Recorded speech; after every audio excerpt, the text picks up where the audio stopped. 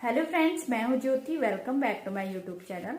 आज का टॉपिक है एपीक्यूआर क्या होता है, annual product quality review, and इसकी डेफिनेशन क्या है, प्रोसीजर क्या है, ये कब बनाया जाता है और इसके टेबल ऑफ कंटेंट क्या क्या होते हैं एपीक्यूआर प्रिपरेशन के लिए।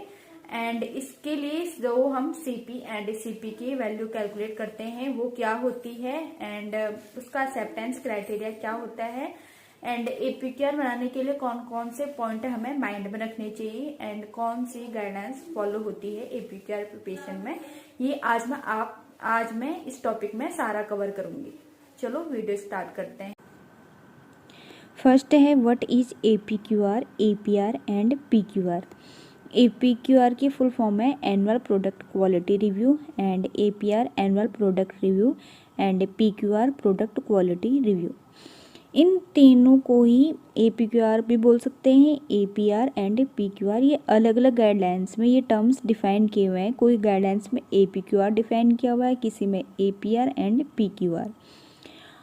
मेन ऑब्जेक्टिव क्या होते हैं एपीक्यूआर के? फर्स्ट है कि जो भी हमारा मैन्युफैक्चरिंग प्रोसेस है उसकी कंसिस्टेंसी को वेरीफाई करता है एपीक्यूआर। एंड सेकेंड वन है कि जो भी हमारी लाइसेंस मेडिकल प्रोडक्ट हैं उसकी प्रोसेस में इम्प्रूवमेंट आ रही है या वीकनेस आ रही है, उस चीज़ को भी ये आइडेंटिफाई करता है। And third one is appropriateness of current specification for both starting materials and finish product to highlight any trends. Second one है डेफिनेशन ऑफ एपीक्यूआर। एपीक्यूआर हम जो है मेनली एनुअली प्रिपेयर करते हैं। किस लिए प्रिपेयर करते हैं? ये हमें देता है organize and comprehensive summary like production, analytical, stability, deviation, change control, OOS, OOT, customer data, product recall and rejection. मतलब जितने भी हमारे मैन्युफैक्चरिंग प्रोसेस में जितने भी स्टेप्स आ रहे हैं, पॉइंट्स आ रहे हैं, पैरामीटर आ रहे हैं, उस सारे चीज़ को एपीक्यूआर इवैल्यूएट करता है, वो सारे स्टेप्स को, ताकि हमें जो एंड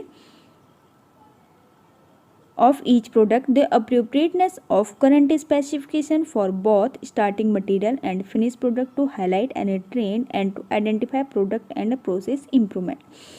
अब इस चीज़ को करने के लिए हमें क्या करना पड़ता है? ट्रेंड बनाने पड़ते हैं ताकि हमें पता चले कि प्रोडक्ट की इम्प्रूवमेंट हो रही है या वीकनेस हो रही है। इसलिए हमें ट्रेंड बनाने पड़ते हैं। ट्रेंड से हाईलाइट हो जाता है कि हमारे कौन से प्रोसेस में इम्प्रूवमेंट या वीकनेस होती है। ये एपीक्यूआर होता है। The annual product quality review is an effective quality improvement tool to enhance the consistency of the process and the overall quality of the product. And the APQR will be capture a broader view of process data, capturing trend, and will help determine the need for revalidation and changes. ठीक है, मैंने पहले भी बोला था कि APQR में क्या होता है, जितने भी हमारे इवैल्यूएट करते हैं पैरामीटर्स को, वो सारे उन सब का जो है ट्रेंड डाटा एनालिसिस की जाती है।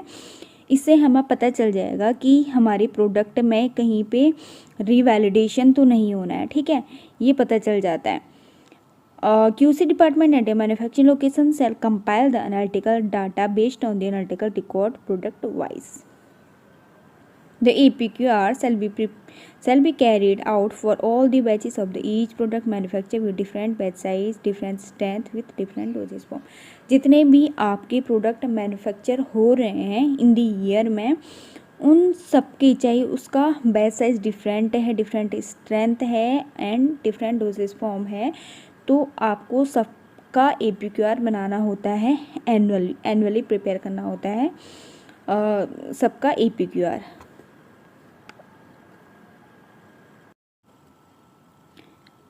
अब आते हैं प्रोसीजर पे कि एपीक्यूआर कब बनाया जाता है। एपीक्यूआर जो है मैंने बताया था एनुअली बनाया जाता है।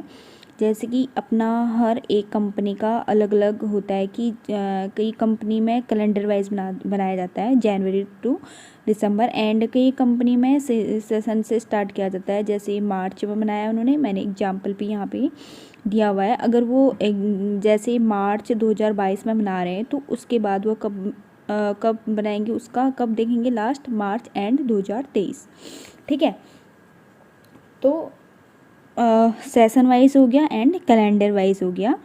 और इसमें दिया हुआ कि जैसे हमारा कोई भी प्रोडक्ट है, पैरासीटामोल ले लो, अगर उसके आपके 10 बैचेस बने हैं या 100 बैचेस बने हैं या कितने भी बैच बने हो, 500 से अब बैच बने हैं, तो सबका APQR बनाया जाता है। मतलब कि वो सारे बैचेस लेंगे, ये नहीं कि कोई बीच में छोड़ देंगे, सबका APQR बनाया जाता है। अगर उन बैचेस में से जैसे कि उसमें से 10 बैच है, 10 बैच में नहीं बने हैं उस चीज़ के, ठीक है, पैरासीटामोल के 10 बैच नहीं बने हैं, तो उसके लिए 3 ईयर्स में बनाते हैं, up to a maximum 3 years period. ठीक है, जब 3 साल में जब तक उसके बैचेस कंप्लीट ना 10 तक ना हो जाए तो तब उसके APQR बनाते हैं। अगर आपके 15 बैचेस हैं तो हम लास्ट 3 ईयर में जो लेटेस्ट 10 बैच हैं तो 10 बैचेस का APQR बनाया जाता है। अगर आपका 8 ही बैच की मैन्युफैक्चरिंग हुई है तो आपको 8 के 8 बैचेस को रिव्यू करना पड़ता है। ठीक है, अब ये नहीं है कि हर कंपनी में यही प्रोसीजर फॉलो होता है, ये इन हाउस भी दिया जाता है। कई कंपनी में क्या होता है कि जैसे आपका 10 बैचेस से कम बना हुआ है तो 2 ईयर भी सक्सीडिंग ईयर उसको मान लेते हैं, वो अपना अपना स्टैंडर्ड होता है इन हाउस। तो ये यहाँ पे ये मत सोचना कि ये कोई गाइडलाइन है, ये अपने अपने कंपनी का प्रोसीजर होता है। And the APQR should also include a comparison to the previous year review report to access your year to year consistency and और जब हम APQR बनाते हैं तो उसका कंपैरिजन भी किया जाता है कि हमारा जब प्रीवियस ईयर में बना था तो उसमें क्या डिफरेंस है, मतलब हमारा देखेंगे, आइडेंटिफाई करेंगे उसके कंपैरिजन में हमारा इम्प्रूवमेंट हुआ है या नहीं हो रहा है, इसलिए हम प्रीवियस ईयर पे भी उसका कंपैरिजन करते हैं।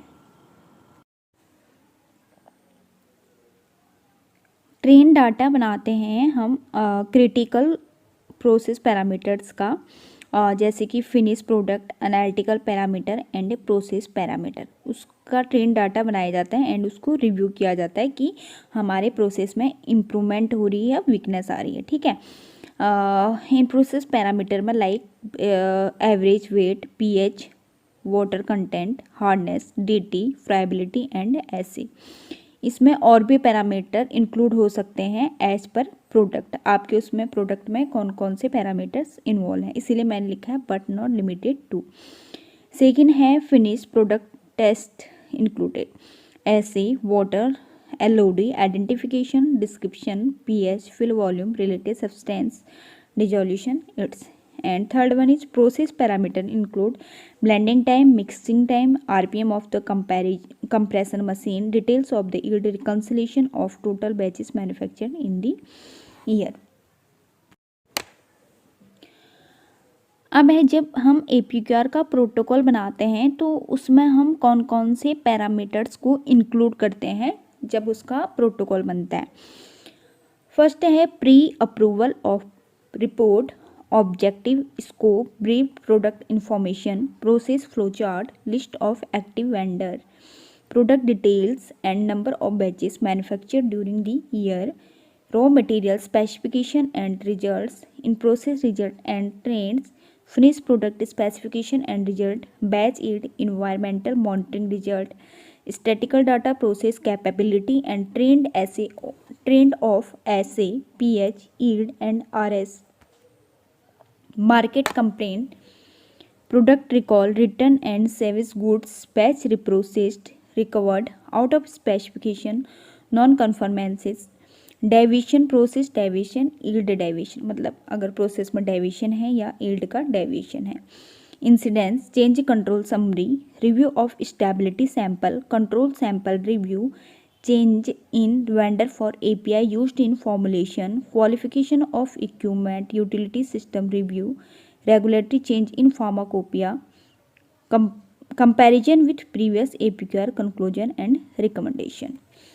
इसमें जितने भी मैंने पॉइंट बताए ये तो जो पहले बताए थे ये तो है कि हम देख लेंगे रिपोर्ट क्या है, ऑब्जेक्टिव, स्कोप जो भी होता है, प्रोसेस, फ्लो चार्ट, अब यहाँ से बात करते हैं, जैसे कि बैच ईल्ड आ गया। बैच ईल्ड इन्वायरमेंटल, जो भी हमारे बैच ईल्ड आएगी होगी उसको हम इवैल्यूएट करेंगे, और इन्वायरमेंटल मॉनिटरिंग रिजल्ट क्या है उसमें वो हम सारा इवैल्यूएट कर देंगे। एंड उस प्रोडक्ट में क्या मार्केट कंप्लेन है एंड रिकॉल्स तो नहीं है, और हमारा किसी उसमें out of specification and out of trends तो प्रोडक्ट नहीं जा रहा है, डेविएशन तो नहीं आ रहा है। जो भी हमारे इसमें ऑब्जर्वेशन होती हैं, अगर हैं तो हमें लिखनी पड़ेंगी। अगर डेविएशन है तो हमें उसमें शो करना होता है। अगर हमारे उसमें कोई भी ऑब्जर्वेशन नहीं है तो हम उसमें लिखेंगे कि कोई भी ऑब्जर्वेशन नहीं मिली during the evaluation of the APQR। अब आगे बात करते हैं कि जैसे कि हमारा उस ईयर में एक ईयर है, जैसे कि हमारा 2022 लगा लो, इसमें आपके अगर पैरासीटामोल के कोई भी बैचेस नहीं बने, कोई बैचेस मैन्युफैक्चर नहीं बने, तो आपको लगेगा कि इसमें किस चीज़ का APQR बनाएंगे, क्योंकि हमारे पास डाटा तो किसी चीज़ का है नहीं जो हम उसको इवैल्यूएट कर सकें। तो इस चीज़ में हम क्या करते हैं कि जो भी हमारा प्रीवियस मार्केट में गया हुआ है तो उसकी हम एनालिसिस करते हैं, मतलब उसको रिकॉर्ड करते हैं। जैसे कि मार्केट, कहीं जो हमारा मार्केट में सैंपल है, कहीं इसमें मार्केट कंप्लेन तो नहीं आ रही है, स्टेबिलिटी में प्रोडक्ट स्टेबल है या नहीं है, कोई भी फार्माकोविजिलेंस में कुछ भी एडवर्स इफेक्ट या नहीं आ रहे, तो हम इस जो हमारा प्रोडक्ट मैन्युफैक्चर नहीं हो रहा है तो हम इस चीज़ को उससे देखते हैं, प्रोडक्ट को इवैल्यूएट करते हैं, ठीक है। एंड अगर हमारा एक ही बैच मैन्युफैक्चर हो रहा है उस केस में भी यही चेक करेंगे कि any market complain, control sample inspection, stability study it's. और इसमें एक बात ये है कि जो भी हम APQR बनाते हैं इसमें लिखा हुआ है will be retained by QA for the period of 5 years or 1 year after expiry whichever is more। अब इसमें क्या है कि कई कंपनियां क्या होती है कि 5 ईयर्स के लिए लगती हैं। पहले तो ये चीज़ देखा जाता है कि जब तक एक्सपायर नहीं हो रहा ना, एक्सपायर हो रहा है उससे पहले हम किसी चीज़ का डिस्ट्रक्शन नहीं करते हैं, कोई भी डॉक्यूमेंट का नहीं करते हैं, चाहे वो डॉक्यूमेंट हो चाहे सैंपल हो, ये अपने माइंड में बिठा लेना, ठीक है। तो कई कंपनी में होता है कि 5 ईयर्स के लिए लगते हैं, कोई 6 ईयर के लिए लगते हैं, वो भी अपने अपने कंपनी का प्रोटोकॉल होता है कि उनको कब तक उसको रिटेन करना है। अब ये तो बता दिया कि APQR क्या होता है एंड इसका प्रोसीजर क्या होता है, इसमें क्या क्या कंटेंट होते हैं।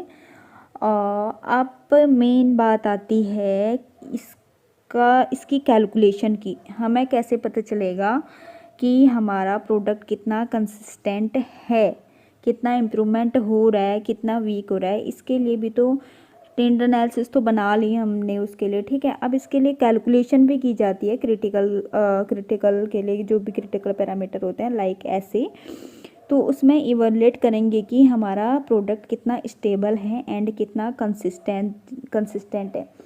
तो उसके लिए हमें क्या करना पड़ता है कि CP एंड CP की वैल्यू कैलकुलेट करनी पड़ती है, जिससे हमें पता आइडिया हो जाता है कि कंसिस्टेंसी कितनी है प्रोडक्ट की। CP means process capability and CPK means product process capability index. CP process capability में हम ये इवैल्यूएट करते हैं कि हमारा प्रोडक्ट जो भी हमने स्पेसिफिकेशन बना रखी है उसके लिए, उसकी एक्सेप्टेंस क्राइटेरिया है उसको मीट कर रहा है या नहीं कर रहा है, ये प्रोसेस CP की कैलकुलेशन में देखा जाता है। और जो भी हमारे लिए उसकी स्पेसिफिकेशन क्राइटेरिया बनाया हुआ है उसमें से हमारा प्रोडक्ट के रिजल्ट कितने वेरिएट कर रहे हैं, ठीक है। जो भी हमारा प्रोसेस है उसमें से कितना हमारा रिजल्ट वेरिएट कर रहा है, ये हम CP की कैलकुलेशन में चेक करते हैं। CP का फॉर्मूला होता है USL minus LSL divided by 6 standard deviation. USL होती है upper specification limit and LSL होता है lower specification limit and 6 into standard deviation. इससे हम CP की वैल्यू पता कर लेते हैं कि हमारा CP अंडर एक्सेप्टेंस क्राइटेरिया है या नहीं है, और कितना हमारा प्रोसेस में वेरिएशन आ रहा है, इस CP की वैल्यू से हम पता कर लेते हैं। नेक्स्ट है CPK, प्रोसेस कैपेबिलिटी इंडेक्स। अभी तो हमने पढ़ा था CP, प्रोसेस कैपेबिलिटी। अब ये है प्रोसेस कैपेबिलिटी इंडेक्स। इसमें हम चेक करते हैं कि जो भी हमारे प्रोसेस के रिजल्ट्स हैं वो हमारे कितने सेंटर में हैं। Measure of how process is centre with in the tolerance range. जो भी हमारी स्पेसिफिकेशन में है, वैल्यू दी है, उसके कितने सेंटर में है। तो उसके लिए ये फॉर्मूला होता है CPK equal minimum USL minus mu divided by 3 standard deviation and mu minus LSL divided by 3 standard deviation. तो इसमें हम कैसे पता करेंगे, ये फॉर्मूला है। जैसे USL है upper specification limit and LSL है लोअर स्पेसिफिकेशन लिमिट। जैसे कि मान लो फॉर एग्जांपल हमारा ऐसे है, ऐसे का क्राइटेरिया है 90 to 1010, ठीक है। अगर हमारे रिजल्ट आ रहे हैं 99, 100, 101, तो जैसे हमारे 10 बैचेस हैं, ठीक है, 10 बैचेस लिया है, उसका हमारा मीन आ गया 101। ये मीन हो गया 90 से लेके 110 के बीच में 101। मतलब इससे तो हमारा रिजल्ट जो है एक्यूरेट आएगा। अगर हम बात करें USL की, अपर स्पेसिफिकेशन लिमिट 1010 हमारी USL है, तो अगर हमारा रिजल्ट आ रहा है 107, 108, 109, ठीक है, और LSL में जैसे आ रहा है 90, मैंने बोला था, तो 91 आ रहा है, 92 आ रहा है, 93 आ रहा है। तो इसमें यही कैलकुलेट करते हैं कि हमारी कितनी अपर लिमिट जा रही है और कितनी लोअर लिमिट जा रही है, किससे, जो हमारा रिजल्ट आ रहा है मीन। जैसे 10 बैच है ना, 10 बैच का मीन कितना निकला, तो उससे हमारी कितनी लोअर जा रही है लिमिट एंड कितनी अपर जा रही है। तो इसमें हम यही कैलकुलेट करते हैं कि हमारा जो भी हमारा मीन है, सेंटर लिमिट है, उससे हम कितने फ्लक्चुएट हो रहे हैं, ठीक है। And this calculation helps to understand how close the process is producing outcome compare to what the specification is, जो मैंने भी बताया। अब ये तो पता चल गया CP क्या होता है, CPK क्या होता है। अब इसके लिए कुछ एक्सेप्टेंस क्राइटेरिया बने होते हैं हर चीज़ के लिए। तो इसका एक्सेप्टेंस क्राइटेरिया है, अगर CPK की वैल्यू 1 से कम है तो मतलब हमारा प्रोसेस कैपेबल नहीं है। अगर CPK की वैल्यू 1 से 1.33 है तो प्रोसेस वेली मैन्युफैक्चर्ड, ठीक है। अगर CPK 1.34 से लेके 3 है तो means process is good. And CPK 4 है और CPK 3 से ज़्यादा है तो प्रोसेस इज एक्सीलेंट। ये इसके क्राइटेरिया हैं। ये तो बता दिया कि CP क्या होता है एंड CP क्या होता है, इसका क्राइटेरिया क्या होता है, और इसकी मैं कैलकुलेशन के लिए ये पूरा कैलकुलेट कैसे किया जाता है CP एंड CP की वैल्यू APQR में, तो मैं इसके लिए अलग से वीडियो बना दूँगी पूरा कैलकुलेट करके, तो उससे ईजिली समझ आ जाएगा। अगर अभी मैं इसको बनाने लगी तो वीडियो बहुत लेंथी हो जाएगी, ठीक है। अब जानते हैं नोट। ड्यूरिंग इवैल्यूएशन APQR हमें कुछ भी ऑब्जर्वेशन मिल रही हैं, लाइक हमारा डेविएशन आ रहा है, एरर है क्रिटिकल पैरामीटर में, तो जो कुछ भी ऑब्जर्वेशन आ रही है तो सारे डिपार्टमेंट हेड जॉइनली मीटिंग करेंगे, उस चीज़ को इन्वेस्टिगेट करेंगे, उसके लिए काफ़ा फिल करेंगे कि हमें कौन कौन सी ऑब्जर्वेशन मिली है और हम उसको जो है इन्वेस्टिगेट कैसे करेंगे और हम उसके लिए क्या एक्शन लेंगे कि वो फ्यूचर में ऐसा ना हो, ठीक है। तो उसके लिए जॉइनली मीटिंग करेंगे और जो भी उसका कंक्लूजन निकलेगा, जो भी डिसीजन निकलेगा उनका, तो वो सब कुछ जो है रिव्यू रिपोर्ट में मेंशन कर देंगे। अब फाइनल बात आती है रिव्यू रिपोर्ट। रिव्यू रिपोर्ट में जो भी मैंने बताया अभी कि जो भी हमारा ऑब्जर्वेशन निकलेगी तो उसको हम क्या करेंगे, प्रॉपर जस्टिफिकेशन के साथ डिस्क्राइब करेंगे APQR में ही, ठीक है। और उसके लिए जो क्यूए पर्सन होगा वो एक समरी रिपोर्ट इवोल्यूएट करता है, जो भी हमारे कमेंट्स हैं, कंक्लूजन है, रिकमेंडेशन है, जो भी डिस्कशन के टाइम पे आई थी, after through discussion with production QC head and wherever necessary, चाहे उसमें प्रोडक्शन इन्वॉल्व है, क्यूसी इन्वॉल्व है, वो सबसे एक जो है जो भी डिस्कशन हुआ है उसके लिए एक समरी रिपोर्ट प्रिपेयर करेगा क्यूए पर्सन। फाइनल क्या होगा कि जो एपीक्यूआर है वो क्यूए हेड को फॉरवर्ड होगी एपीक्यूआर के अप्रूवल के लिए, और फिर लास्ट में फाइनल अप्रूवल होगी तो हम फिर एपीक्यूआर को स्टोर कर देते हैं product wise, strength wise, batch size and formulation wise, ताकि वो हमें ईजिली अवेलेबल हो। अब लास्ट में बात आती है रेफरेंस की कि कौन किस रेफरेंस से लिया गया है एपीक्यूआर। तो मैंने यहाँ पे कुछ रेफरेंस दिए हुए हैं, ये आप देख लेना। अब आपको इस वीडियो से आइडिया लग गया होगा कि एपीक्यूआर क्या होता है। अब मैं बताती हूँ कि इसमें इंटरव्यू के टाइम पे कौन कौन से क्वेश्चन अराइज होते हैं। सबसे पहले है कि एपीक्यूआर क्या होता है एंड एपीक्यूआर कब बनाया जाता है, एंड सीपी वैल्यू क्या होती है, सीपी की वैल्यू क्या होती है, एंड इसको कैलकुलेट क्यों किया जाता है सीपी एंड सीपी की वैल्यू को, एंड इसका एक्सेप्टेंस क्राइटेरिया क्या होता है, और अगर यहाँ पे कोई भी आपको ऑब्जर्वेशन मिल गई तो आप उसका जस्टिफिकेशन कैसे करते हो, क्या कंक्लूजन करते हो, एंड ये एपीक्यूआर बनाने के लिए आप कौन से गाइडलाइंस को फॉलो करते हो। आपको गाइडलाइंस मेनली पूछा जाता है कि कौन से गाइडलाइंस आप फॉलो करते हो, एंड कब बनाया जाता है, कैलेंडर वाइज में बनाया जाता है एंड या सेशन में बनाया जाता है। अगर आपने नहीं बनाया उस ड्यूरिंग पीरियड पे तो आपको क्या करना होगा, ये इस टाइप के क्वेश्चन एपीक्यूआर के लिए पूछे जाते हैं। तो फ्रेंड्स, इसके लिए मैं आपका जो सीपी एंड सीपी की वैल्यू कैसे कैलकुलेट की जाती है उसके लिए मैं आपके लिए दूसरी वीडियो बना लूंगी और उसमें अच्छे से समझा दूंगी कि सीपी एंड सीपी की वैल्यू कैसे निकाली जाती है एक्सेल शीट में, ताकि आपको इजीली समझ आ जाए।